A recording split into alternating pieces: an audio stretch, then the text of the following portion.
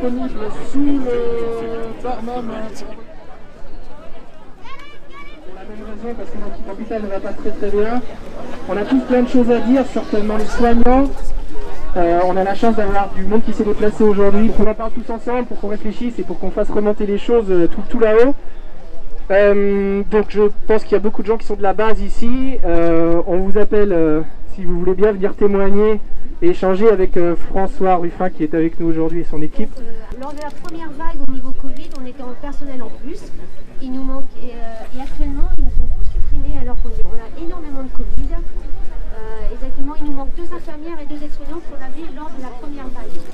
Dimanche, par exemple, on a fait 11 entrées Covid, une aide-soignante et une infirmière. Ce sont des gens qui n'étaient pas du tout autonomes, ce sont des gens qui étaient des personnes âgées, qui demandaient beaucoup de soins. Il a fallu déménager le service, enlever tous les patients qui étaient non Covid, les évacuer dans d'autres services en urgence tellement le Covid arrivait rapidement. Et c'est vrai qu'on demande du personnel en plus depuis longtemps, mais la direction ne nous écoute pas. On a demandé bien avant la crise Covid aussi d'augmenter les aides-soignants, car depuis 17 ans, ils n'ont créé aucune création de poste d'aide-soignants. On a demandé, ils nous ont créé là un poste d'aide-soignant brancardier à 80%. C'est-à-dire qu'aux urgences, les aides-soignants font les scans et les IRM. On doit les emmener, les patients. Donc pour nous soulager, la direction nous a dit, écoutez, on va vous créer un poste à 80%, sachant que les scanners commencent dès 7 h le matin, et ce poste-là commence à 9 h le matin. On a beau dire, interpeller la direction, il nous a dit non, c'est 7 h.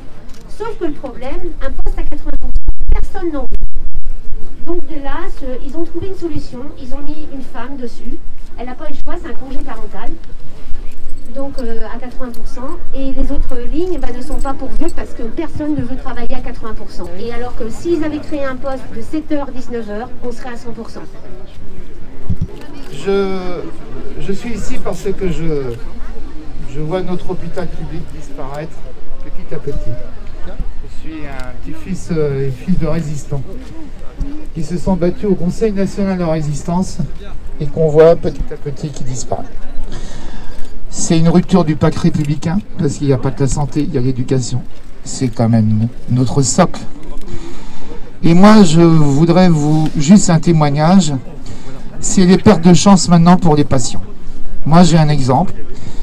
Il y a une patiente qui est arrivée. Moi, je travaille en soins intensifs AVC. Elle est arrivée, donc, faute de lit, elle a été prise en charge au service neurologie Savoureux, avec de grosses complications, qui n'avaient rien à voir avec la neuro, puisque c'était cardio. Elle est allée chez nous, en usine UNV, parce que nous avons des scopes. Comme il n'y avait pas de lit en réanimation, eh bien, cette personne-là, pendant des heures, elle est restée, et nous étions impuissants. Donc, on a fait venir des cardiologues. On a réussi à déménager quelqu'un dans la nuit du Covid de RER pour libérer un lit de réa et la prendre en soin, mais la perte de chance quand même, c'est qu'on a perdu des heures. Et voilà, c'est ça. C'est que notre hôpital, on est en train de perdre des chances pour les patients. Et ça, c'est inacceptable dans une démocratie comme la nôtre. Et c'est pour ça que tous ensemble, au-delà de nos convictions, il faut se battre pour notre hôpital public. Voilà ce que j'avais à dire.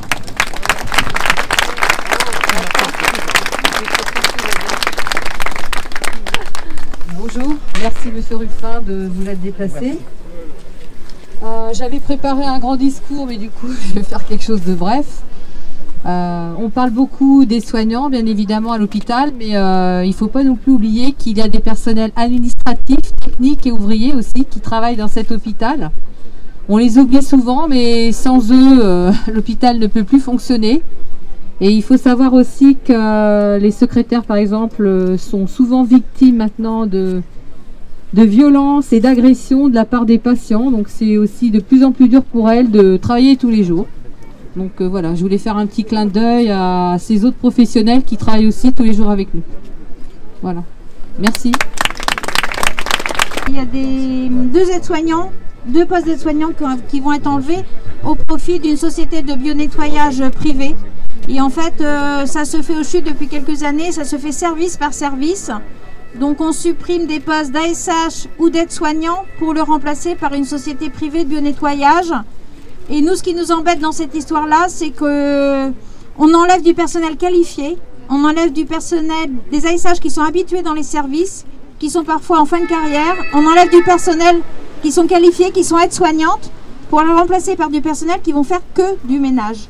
Et pour ces personnes qui sont dans la société privée, ils n'ont aucune possibilité d'évoluer au sein de l'hôpital puisqu'ils ne peuvent pas faire aide-soignante ou infirmière. Donc c'est une situation très compliquée. Et donc là, il y a une pétition en ligne qui est en format papier, mais en ligne, elle a déjà été signée à 8000 signatures environ.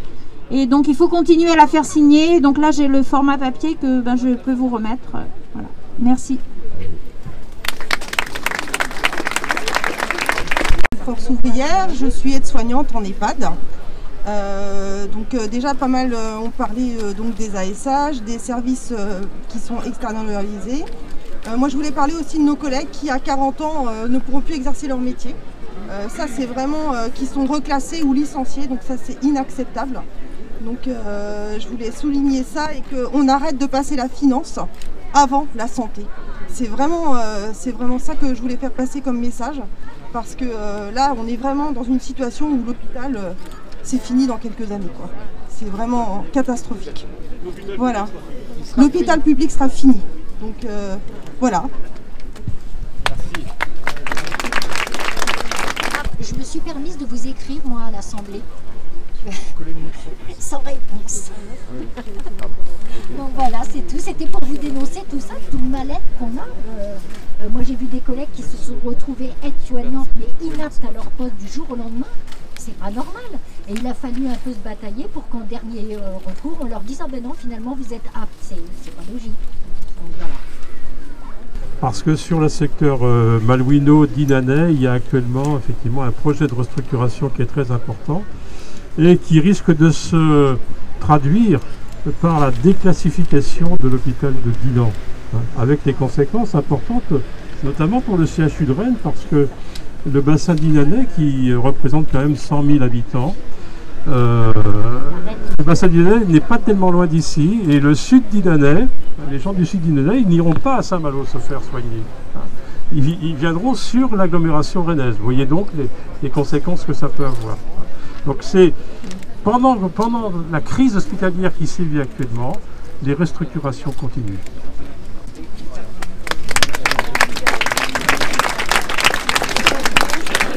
Je ne suis pas soignant, je suis juste maire d'une commune, l'Envalais à côté de Dinan, donc ça rejoint le propos qui a été tenu sur le territoire de Dinan, restructuration d'hôpital. Et ces restructurations d'hôpital, en gros, on nous fait comprendre, on agit de telle manière que finalement les élus ne sont pas concernés. C'est le sujet de l'hôpital. Et on essaie de faire valoir, et vous le savez tous ici, que c'est un enjeu aussi d'aménagement de territoire très fort et qu'on doit être concerné. Et ça veut dire, et on essaye de le faire, je pense, partout, mais il faut continuer à essayer de le faire, c'est-à-dire au fond d'allier les luttes, si on veut, les mobilisations entre élus locaux qu'il faut saisir et puis vous qui êtes professionnels, syndiqués parfois, etc. etc. Voilà.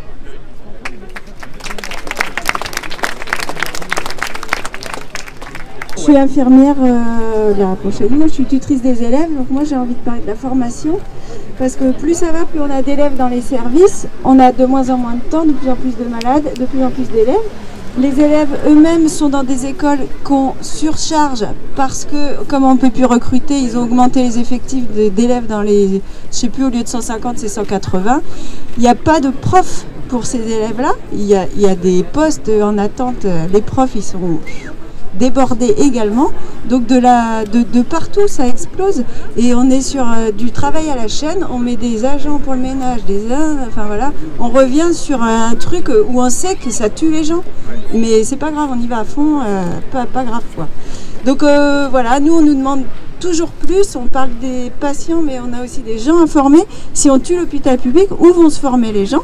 Parce que pour le coup, il n'y a qu'ici que les gens se forment, je crois. Donc c'est une grosse question où il n'y a pas de réponse. Merci d'être là et de faire ce que vous faites.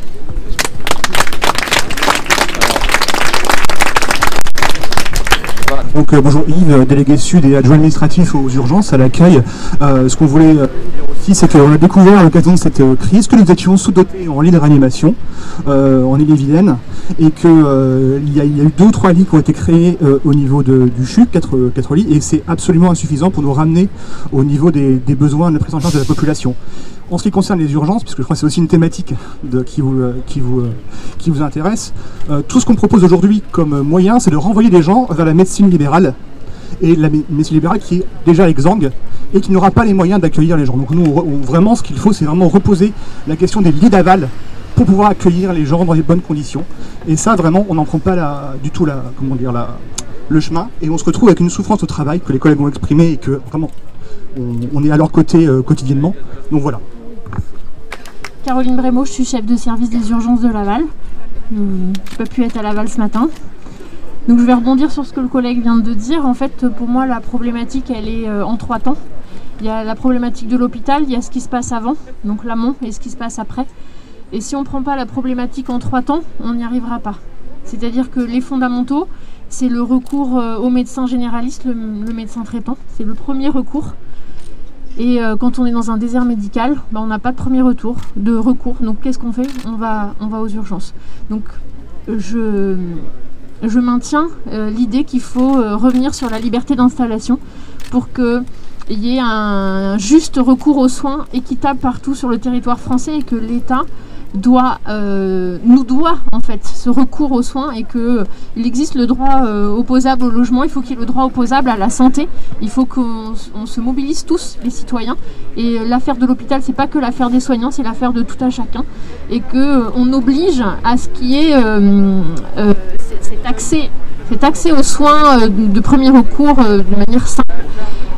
Ensuite, il y a la problématique de l'hôpital. Il faut remettre au moins que l'humain, c'est ce qu'il y a de fondamental. On est en train d'écurer les soignants. Moi, dans mon hôpital, on est 5 équivalents temps plein médecins urgentistes pour un objectif entre 16 et 18. On travaille à un tiers. Donc on ferme. Lundi dernier, avant-hier, on a fermé la nuit, il n'y avait pas de médecin. Voilà, là où on en est, parce qu'on écœure les gens. Donc il faut remettre du sens à notre métier, parce qu'on fait un métier de passion, parce qu'il n'y a rien qui nous plaît plus que d'exercer notre métier avec nos tripes, et parce qu'on aime les gens et on aime l'hôpital public. Donc il faut donner les moyens à l'hôpital d'être attractif, et ça passe par plusieurs biais. Et puis bien sûr, il y a les lits d'aval et il y a les lits d'EHPAD pour hospitaliser les gens. Il faut revoir les ratios soignants-patients pour redonner du sens à notre métier, à notre travail. Et on est tous responsables de ce changement. Il faut absolument que le débat politique présidentiel s'intéresse à la santé. C'est vital pour nous tous. Merci.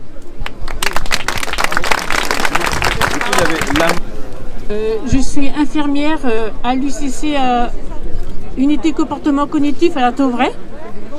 Donc il y a 2 sujets sur lesquels je voudrais parler aujourd'hui. La personne âgée, et puis les conditions de travail des plus bas salaires, c'est entre autres des ASH et des AS. C'est vrai qu'il va être grand temps de prendre en compte la personne âgée. Vous savez que le nombre de personnes âgées va augmenter de manière faramineuse dans les années qui arrivent. Si on ne donne pas les moyens aux hôpitaux de soigner correctement la personne âgée, ça ne va pas le faire. Il n'y a pas assez d'infirmières et de soignants par rapport au nombre de personnes âgées. Les soignants travaillent d'une manière indigne. Pourquoi ils quittent le monde de la personne âgée? Parce qu'elles ne font plus le travail avec un sens humain. Elles font avec un sens, c'est une machine qui travaille, c'est plus l'humain. Et elles ne se sentent pas bien, et donc c'est pour ça qu'elles quittent l'hôpital aujourd'hui. Et là, quand on parlait des lits d'aval tout à l'heure, normalement le CHU ouvre une unité de médecine lundi prochain, mais elle ne va sans doute pas s'ouvrir par manque de personnel. Donc ça veut dire que les patients vont rester encore plus longtemps sur des brancards, où ça va être des plus de patients dans des services. Donc ça veut dire qu'on double des chambres, avec pas de personnel complémentaire. Et je voudrais réagir par rapport à votre film que vous avez vu, que vous avez fait, Debout les femmes. Et je trouve qu'il est grand temps justement pour défendre les conditions de travail des femmes, entre autres. Parce que souvent, les femmes, elles sont payées beaucoup moins qu'elles ne devraient. Et elles font du travail, elles travaillent le matin, à 5 h du matin, elles finissent à 22 h. et elles font le travail que beaucoup ne veulent pas faire pour certaines professions, dont le ménage un peu partout dans tous nos hôpitaux et nos établissements, publics et privés. Voilà.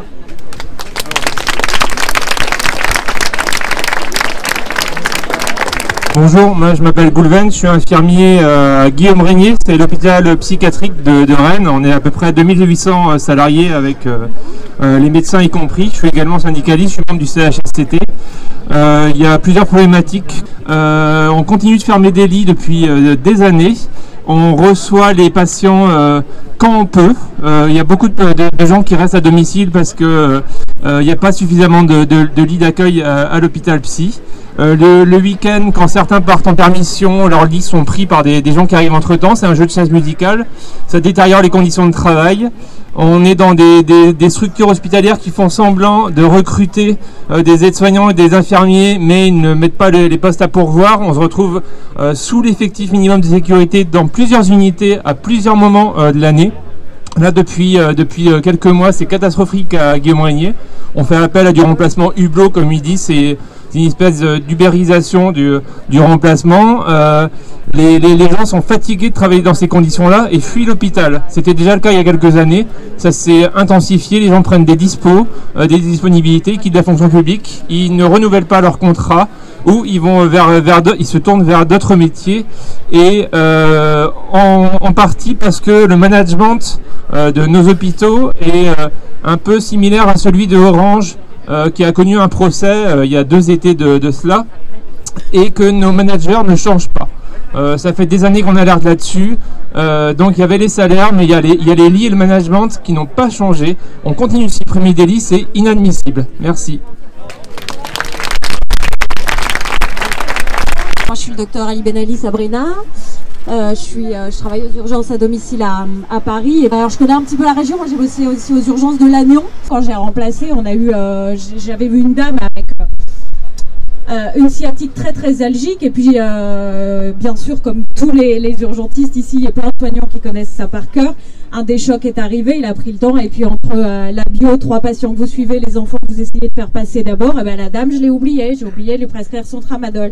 Et quand je suis repassée dans le couloir, sa fille, elle m'attrape et elle me dit « Mais docteur, ça fait 2 heures et je sais, mais c'est ma maman, c'est nous, c'est moi, c'est ma maman là. » Et en fait, la différence entre eux et nous, ces Séguriens, les Vauriens, les Vérans, etc., c'est que pour eux, c'est des chiffres et pour nous, ces gens, c'est eux. C'est eux, c'est leur vie, c'est les humains. Et si on est là, tous là, à parler de dignité, d'humanité et tout, c'est parce que ça, on le sait. Alors après le Covid, il y a mon petit chouchou qui est là, Hugo Huon, qui était l'ancien président du collectif Interurgence, qui était infirmier à Saint-Antoine, qui est juste là-bas derrière et qu'on peut applaudir pour la mobilisation exemplaire qu'ils ont menée dans toute la France avec le collectif Interurgence. C'est que malgré ça, malgré les 250 services d'urgence en grève, avec l'aide du collectif Interhôpital, malgré le Covid, où tous les gens nous ont applaudi à 20h, etc., je crois que malheureusement, on sait tous que le Ségur, c'est clairement du foutage de gueule, on va pas se mentir, même si c'est un petit peu vulgaire, puisque la vulgarité et la violence, dès qu'on nous on dit gueule ou emmerder, c'est nous les violents, alors qu'une personne âgée qui meurt sur un brancard ou un monsieur dont le SMUR n'est pas arrivé assez tôt, comme ça s'est produit le 28, ça c'est pas de la violence, hein, c'est nous les sauvages. Donc nous, c'est aussi pour ça qu'on est là avec François, c'est parce qu'on mène une campagne, parce que décidément, ces gens-là, c'est que des chiffres, et on est sûr qu'on n'aura jamais mieux. L'humanité, c'est pas des chiffres, que soigner, ça a un sens, que soigner des gens, tous, ce qu'on fait, c'est pour qu'il y ait des papas, des mamans, des enfants qui rentrent soignés, guéris à la maison, et c'est pour ça qu'on est tous là et qu'on va au boulot tous les jours, et pour que ça fasse sens pour tout le monde, on se bat avec François, voilà, pour ramener ça en politique et que ça soit ça, notre futur projet pour le soin et pour l'hôpital.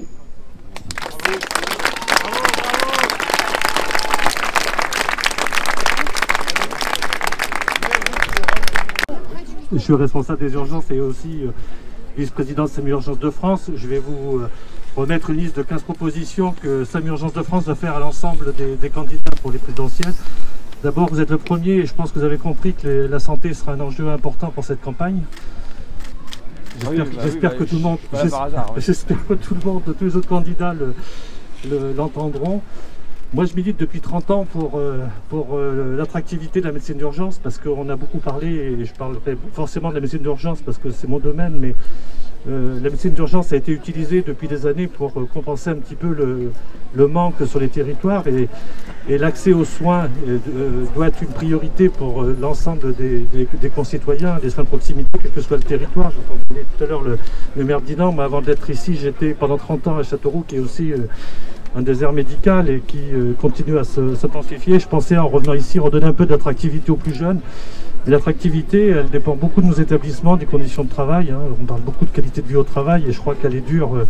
Cette qualité de vie au travail, elle est indispensable pour toutes les catégories de soignants. Et puis je terminerai sur un point important qui est celui de la gouvernance. On attendait beaucoup du Ségur. Et moi je vois actuellement, on essaye de nous opposer, équipe médicale, équipe soignante. Et ça c'est vraiment inadmissible parce que je crois qu'on a un intérêt commun qui est celui d'améliorer la prise en charge des patients, nous dans le domaine de l'urgence. Mais je crois vraiment que c'est une époque dépassée de vouloir opposer équipe médicale et soignante et qu'on a autant besoin d'être soignants que de médecins dans un service d'urgence et la prise en charge humaine des patients, elle n'est pas forcément comprise par nos dirigeants. Cécile Vigneault, chef de service de néphrologie et porte-parole du collectif Interhôpitaux qui fait partie des organisateurs de votre venue ici aujourd'hui. Donc merci d'être là pour... je rejoins tout à fait ce qu'a dit mon collègue Louis Soula. C'est vraiment important que la santé et l'hôpital public soient au cœur de la campagne électorale qui s'ouvre. Nous, le collectif Interhôpitaux, là aussi je rejoins beaucoup ce que dit Louis Soula.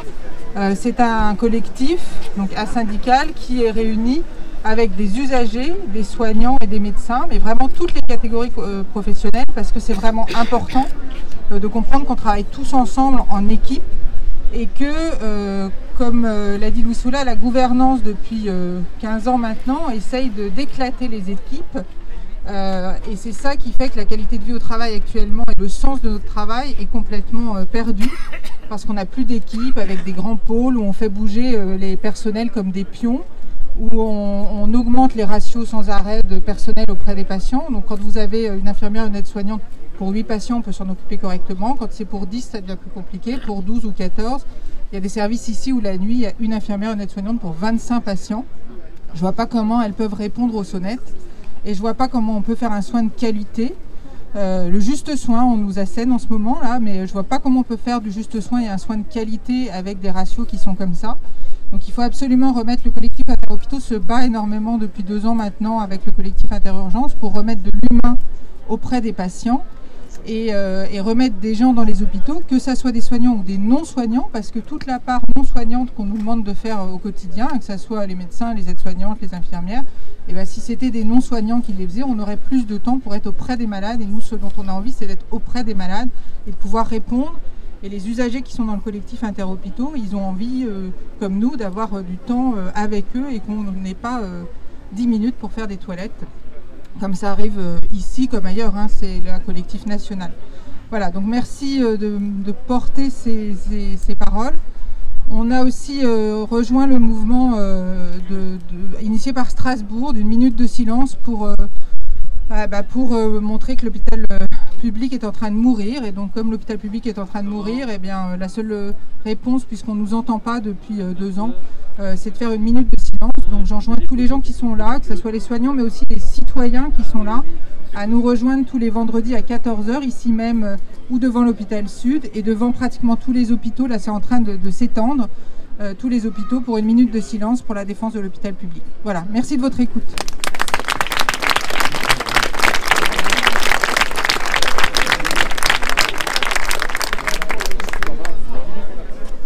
Je ne vais pas répéter tout ce qui a été dit par nos collègues, soit des syndicats, des professionnels, des agents, des médecins ou du CIH.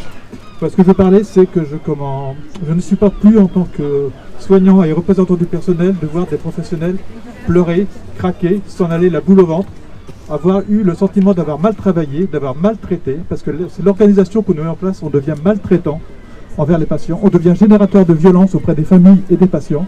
Ça devient insupportable. Et j'ai aussi le privilège de siéger en commission de réforme. Il y a quelques années, nos collègues, je parle pour les aides-soignants ou les ASH, ils étaient cassés, je dirais physiquement, à l'âge de 55 ans, 50 ans, au moment où ils partaient en retraite. Maintenant, régulièrement en commission de réforme, j'ai des aides-soignants, à 35 ans, ils sont cassés. Et là, ils reçoivent un courrier du style « vous êtes inapte à toute fonction ». Qu'est-ce que ces jeunes professionnels vont faire? Et cette année, j'ai jamais eu autant de demandes de personnel qui voulaient partir en disponibilité, changer de métier, quand vous voyez qu'il y a une infirmière qui a investi 3 ans d'études, qui va partir pour faire toiletteuse de chien ou de chat ou crêpière. C'est insupportable. On est en train de perdre les gens, et je vois, moi je travaille dans un service où on prenait des malades du Covid, et toutes les jeunes professionnels qui sont sortis en 2 ans, on les a tous perdus. Elles sont parties de l'hôpital, elles ont plus envie de faire ce métier, et ça devient insupportable. Et quelque chose qui est aussi encore plus insupportable, c'est que le ministre s'était engagé à reconnaître la maladie professionnelle sur le Covid pour les professionnels de santé, et on s'aperçoit que maintenant il faut au moins être sur 6 litres d'oxygène, 3-4 jours d'hôpitaux. C'est un gros mensonge, et lorsqu'on voit le nombre de professionnels qui ont attrapé le Covid, c'est insupportable, c'est vraiment insupportable. On nous ment en permanence. Et en plus on est maltraité, on est maltraitant, et ça ce n'est plus supportable.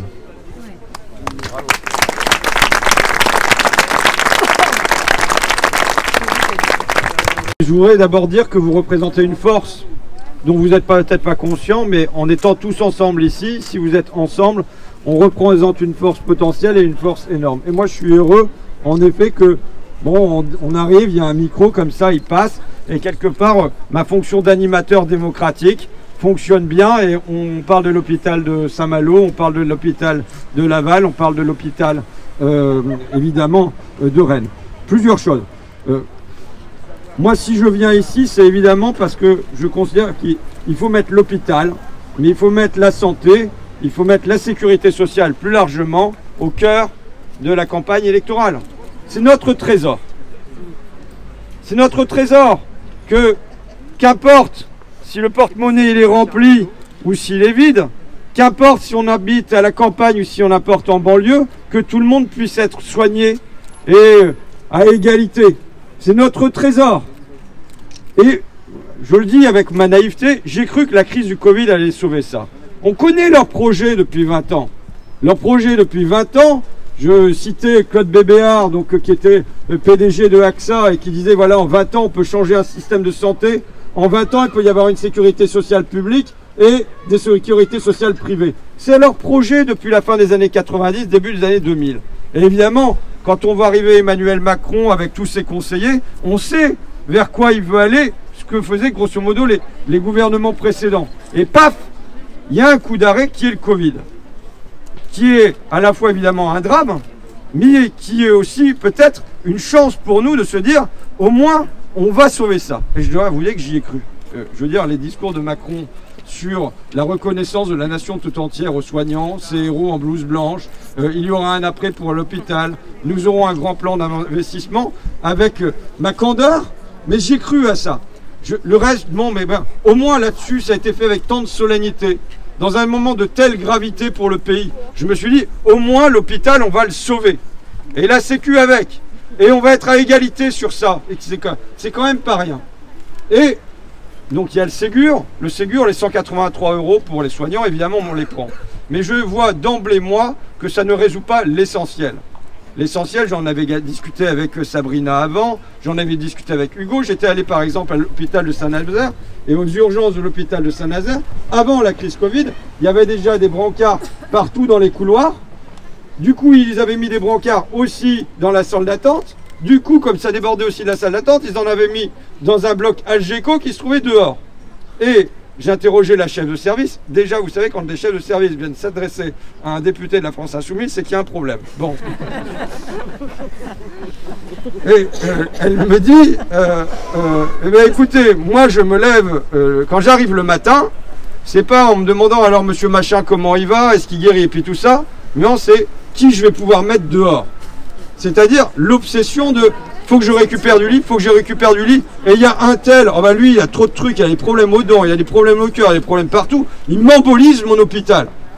Donc cette gestion-là, elle était bien sûr antérieure à la crise Covid.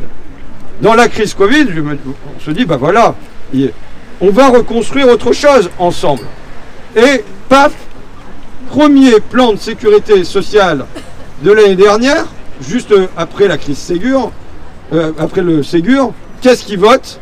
Ils votent moins 1 milliard d'euros pour l'hôpital, suppression de 5700 lits et 0 poste de réanimateur en plus. Ça a l'air bête, mais moi, ce truc de 0 poste de réanimateur en plus, ça a été vraiment un marqueur pour moi. C'est-à-dire, les médecins ils réclamaient 67 postes de réanimateurs pour toute la France. Donc c'est la première ligne de la première ligne, on va dire. Ça paraissait pas énorme. Le gouvernement, il en accorde 0. C'était vraiment un symbole qu'au fond, ils n'avaient pas changé. Et ils ne voulaient pas changer.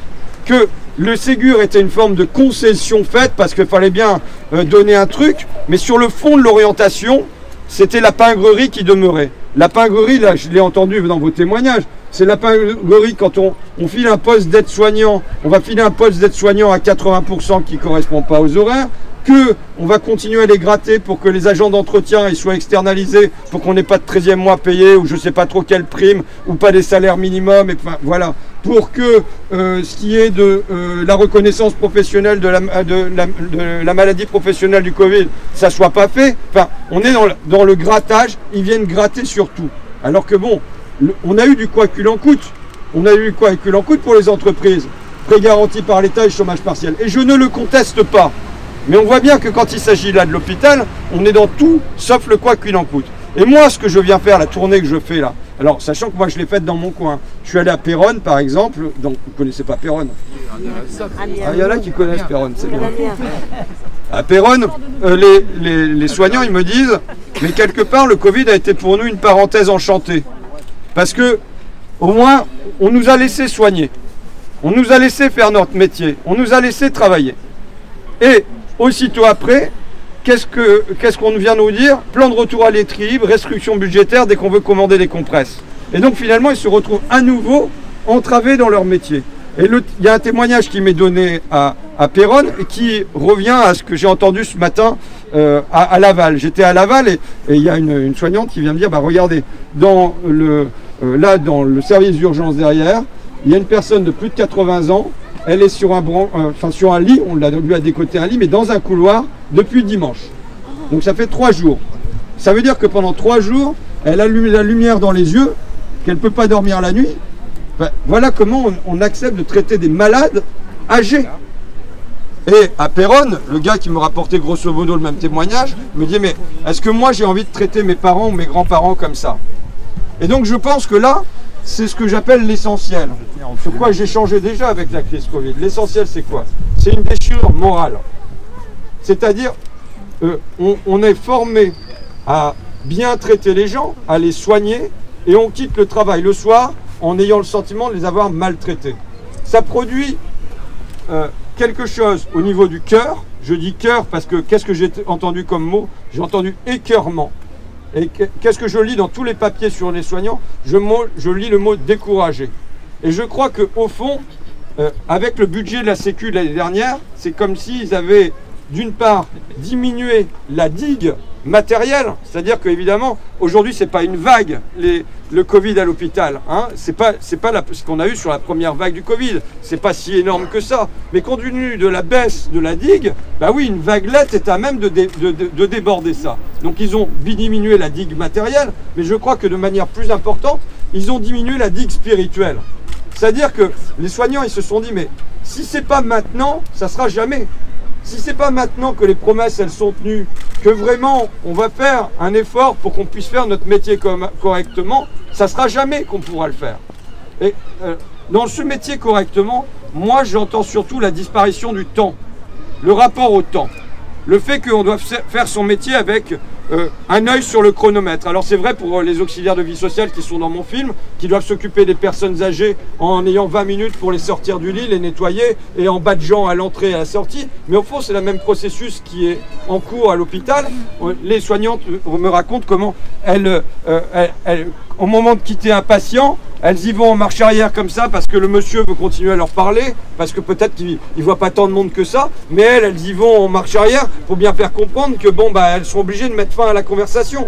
Mais c'est un verre d'eau qui tout bêtement n'est pas donné, ça nous a été raconté ce matin. C'est une personne sur un brancard, une jeune femme handicapée qui est en train de souffrir d'escar et on dit oui, on va revenir, et puis 2 heures plus tard, on n'est pas revenu.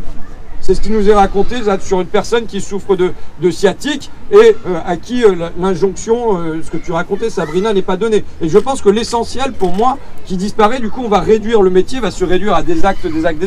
Là il y a un infirmier qui va être démissionnaire. Je veux pas s'il veut prendre la parole, il le prendra. Mais il me dit pourquoi il est démissionnaire, parce qu'il est rentré dans le métier pour échanger avec les gens, pour avoir une relation, pour avoir du lien. Et tout ce qu'on lui demande, c'est de faire des prises de sang, des cathéters, des prises de sang, des cathéters, des prises de sang, des cathéters. Il n'a pas envie de faire ça comme un ouvrier à l'usine, vous voyez. Et donc je pense qu'il y a un assèchement du métier de ce point de vue-là, et c'est ça, à mon avis, qui est le plus tragique. Ça veut dire que moi, l'une des mesures que je prône, mais je mettais déjà dans ma campagne électorale en 2017, bon, sachant que le député de la Somme, il n'avait pas bouleversé les questions de santé non plus, mais bon, hein, mais je mettais la question des ratios.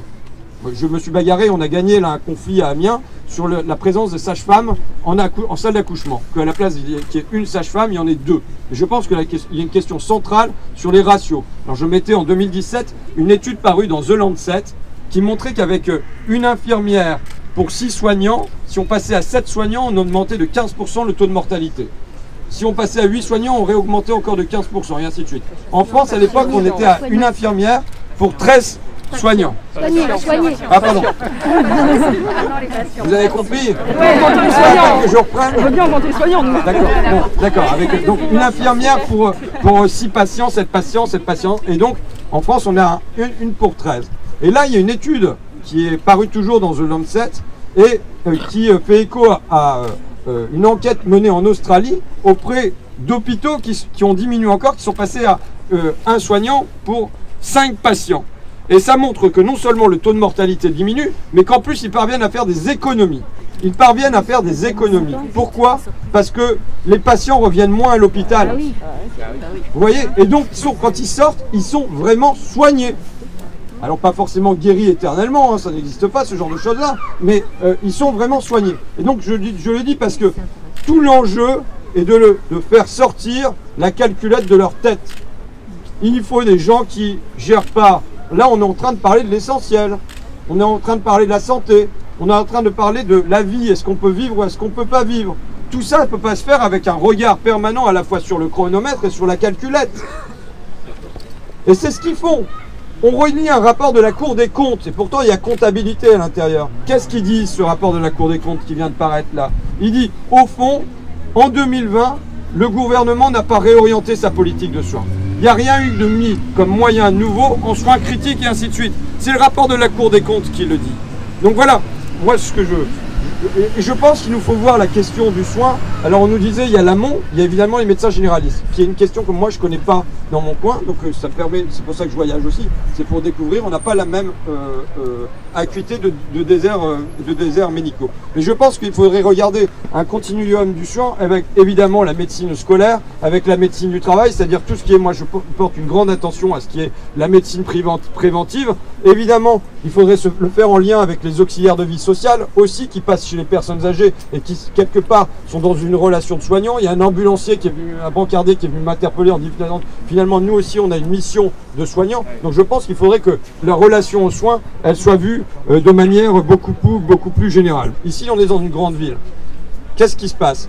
Il se passe qu'on a une France périphérique qui est, quand on regarde la liste des services d'urgence qui ferment, les copains ils me dressent ça. Avec d'ailleurs Kevin qui est ici et d'autres personnes, on a un fil Telegram avec des soignants d'ici et d'ailleurs qui m'informe de chaque fois qu'il y a un bout de service d'urgence qui ferme, urgence pédiatrique, fermé la nuit, fermé le week-end, fermé pendant les vacances de Noël, fermé définitivement. On en est à 80 signalements auprès du ministre Véran. Et il y a des bourgs qui voient fermer un bout de leur hôpital, sachant qu'ils ont déjà perdu un bout de tribunal, ils ont déjà perdu la maternité, ils ont déjà perdu la grosse industrie du coin. Donc tout ça touche pas seulement aux patients, tout ça touche pas seulement aux soignants, tout ça touche aussi à l'identité de la ville. Et qu'est-ce qui se passe quand ça ferme à Vitré, quand ça ferme à Fougères, quand ça ferme à Laval? C'est qu'il y a des embouteillages sur ce qui tient, sur le CHU, qui lui n'est pas en danger d'existence, mais en revanche est en danger dans son fonctionnement, qui produit du dysfonctionnement continuel, avec un embouteillage et une augmentation du nombre de personnes qu'il faut soigner avec le même effectif en face. Et puis même, est-ce que l'avenir qu'on veut pour la France, parce que je pense que cette question hospitalière, elle pose une question, ça a été dit par un maire, d'aménagement du territoire. Est-ce que l'avenir qu'on veut pour la France, c'est des grosses métropoles, Lille, Rennes, Nantes, et au milieu le désert? où on veut que, voilà, partout dans notre pays, il y ait la possibilité, à 30 minutes d'être chez nous, de pouvoir naître, de se soigner. Vous voyez ce que je veux dire? Et je pense que ça, ce sont des questions qui ne doivent pas être seulement regardées avec l'horizon étroit de la calculette ou de Bruxelles. Puisque Bruxelles, entre 2011 et 2018, a demandé à 63 reprises, la Commission européenne a demandé à 63 reprises aux États de diminuer leurs dépenses de santé ou de privatiser l'hôpital, et que la plupart des fois, les États ont obtempéré. Donc il est évident que ce dont on parle ici, c'est une rupture, ce qu'on souhaite, c'est une rupture avec une politique qui a été menée depuis 2 décennies, dont on pensait que la crise Covid allait marquer, moi j'y ai cru, allait marquer un stop, allait marquer une réorientation. Ça n'allait pas être le monde parfait le lendemain, certes, mais là-dessus, on allait gagner. Là-dessus, ce qui nous avait été livré par le Conseil national de la résistance, nous allions, au moins ça, nous avions le sauvé. C'est pas acquis parce que ce qu'il y a dans la tête de nos dirigeants, et je dis Macron, mais je dis les 1000 Macron, je l'ai dit, les 10 000 Macron qui l'entourent, je dis les 10 000 Macron des ministères, c'est qu'ils ont une calculette, un tableau Excel et un chronomètre. Parce que, comme l'a dit Sabrina, ils ne les voient pas. Ils ne voient pas les gens. Le malaise qu'a un soignant, je veux dire, quand on est journaliste et qu'on fait mal son métier, déjà, on se sent mal de faire 3, 4, 5 papiers dans la journée. Quand on est dans la logistique, on a un casque sur les oreilles, qu'il faut courir d'un carton à l'autre, franchement, la vie n'est pas drôle. Mais quand on est soignant et qu'on a le sentiment de maltraiter, c'est de l'humain qu'on a en face de soi, et bien ça produit un choc moral qui est difficile à atténuer, vous voyez. Et qui va parfois jusqu'au suicide. Je ne veux pas me lancer dans un concours des professions qui se suicident le plus, mais bon, mais voilà, c'est évident que ça produit un malaise. Moi, j'ai fait un rapport sur le burn-out, parce que j'étais moi-même en burn-out, je pense, où je le frôlais, et écrire un rapport sur le burn-out m'a permis d'en sortir, parce que déjà de mieux le comprendre. Sachant que cette notion-là est née dans le monde médico-social, hein. C'est de là qu'est née la notion de burn-out. Mais la deuxième chose, c'est la perte de sens du travail, et c'est le plus important. Et je pense que quand j'entends les soignants, j'en ai beaucoup des témoignages, quand j'entends les soignants, ce qui est le plus parlant, c'est pas les questions de salaire, il y a les questions d'horaire, c'est-à-dire d'empiètement désormais sur la vie privée, mais il y a de manière très forte quel est le sens de mon travail quand j'y vais et que j'ai l'impression de ne pas traiter les gens comme je devrais les traiter. Et ben voilà, on a dans mon film, il y a un médecin qui s'exprime et qui dit une phrase toute bête, hein, qui est franchement banale, qui dit que bon, ça fait un bout de temps qu'on met l'humain au service de l'économie, qu'il faut sortir de ça et mettre de l'économie au service de l'humain. Et dans notre pays, c'est pas comme si des milliards, on n'en avait pas. On en a des milliards, on en a des dizaines de milliards. On a de quoi faire. Donc ça pose pour moi la question, ça y est, il faut que je termine un moment, mais... Non. Ça pose la question pour moi de qu'est-ce que le progrès? Est-ce que le progrès, c'est seulement l'innovation technologique? Est-ce que c'est le téléphone avec la 6G connecté au frigo et qui prévient Carrefour Market quand il n'y a plus d'olives à l'intérieur? Et c'est ça le progrès. Le progrès pour eux, c'est ça. Et Macron, France 2030, il met 30 milliards d'euros pour qu'on fasse de la génétique, pour qu'on fasse de la robotique, pour qu'on fasse du nucléaire, pour qu'on fasse des tas de trucs comme ça, quoi. Pour qu'on fasse du numérique, évidemment. Enfin, quand même, souvenons-nous qu'au tout départ de la crise Covid, on fait un premier budget prévisionnel, parce qu'il faut remettre des milliards dans la machine. Il y a 0 € pour l'hôpital, 0 € pour l'hôpital, et ils trouvent moyen de mettre 4 milliards d'euros pour les startups. Enfin bon, c'est quand même dingue, en mars 2020. C'est-à-dire que même dans le cœur de ça, leur obsession, ça reste les startups. D'ailleurs, j'ai interrogé un grand médecin parisien et qui me disait, ben voilà, nous on demande rien pour les infirmiers, parce que souvent dans les hôpitaux de campagne, le problème dans les hôpitaux parisiens, le problème c'est les infirmiers. Comme il y a 2 heures de bagnole à faire pour la 3e couronne parisienne, que les salaires ils sont pas élevés, se loger à Paris c'est pas possible. Enfin bref, bon, donc il y a beaucoup de mal à recruter les infirmiers. Il dit donc on demande des moyens pour les infirmiers. On répond qu'il n'y en a pas. En revanche, ils viennent de prendre tout un bâtiment pour faire un incubateur de start-up. Voilà, ils pensent que tout se résout par les startups et par le numérique. Que ça puisse être un outil, c'est une chose. Mais est-ce qu'on pense que le progrès c'est ça? Ou est-ce qu'on pense que le progrès demain, c'est la qualité des relations, des liens, de l'éducation, des soins qu'on apporte à nos enfants, aux malades, aux personnes âgées? Et moi, je suis convaincu que sur ce chemin-là, il y a encore beaucoup de progrès à faire, parce que la vérité, c'est que maintenant, depuis quelques décennies, on est plus en régression qu'en progression sur ce terrain-là. Donc il faut remettre la société dans le bon sens. Et je voudrais avoir un dernier mot pour dire... Caroline qui était là, qui est donc la chef des urgences de Laval, je l'ai vu intervenir dans la presse en disant ben voilà, il y a un problème, c'est que tout ça se passe en plus avec indifférence. Il ne faut pas que tous les jours ne pas se décourager. Quand on est soignant ou quand on n'est pas soignant, c'est une lutte. Oui, c'est une lutte. Parce que tout est fait pour qu'on se décourage. Tout est fait pour qu'on se sente isolé. Tout est fait pour nous répandre la tristesse. Et donc, il y a une bagarre à mener en nous-mêmes, mais auprès de nos proches, pour qu'on ne baisse pas les bras. Pour qu'on, chaque fois qu'il y en a l'un d'entre nous qui baisse les bras, c'est une victoire pour eux. Et il ne faut pas qu'on baisse les bras. On a une bataille, en 2017, je disais pendant ma campagne, mon adversaire c'est la finance, mais c'est surtout l'indifférence. Et on a énormément à se bagarrer contre l'indifférence qui s'installe comme un frigo dans le cœur des gens. Et donc voilà, notre bataille elle est contre l'indifférence, mais quand je vois, franchement, ayez confiance dans la force que nous représentons. Chaque fois, moi je vois que chaque fois qu'il y a une lutte qui est engagée, et qui est engagée avec volonté, avec un collectif qui tient debout, avec un certain nombre, à la fin ils gagnent quelque chose. Ça ne veut pas dire qu'ils gagnent tout, ça ne veut pas dire qu'ils gagnent pour toujours, mais ils arrachent quelque chose. Et ça donne confiance dans le fait de se tenir ensemble et de rester ensemble pour les gens qui ont mené cette lutte-là.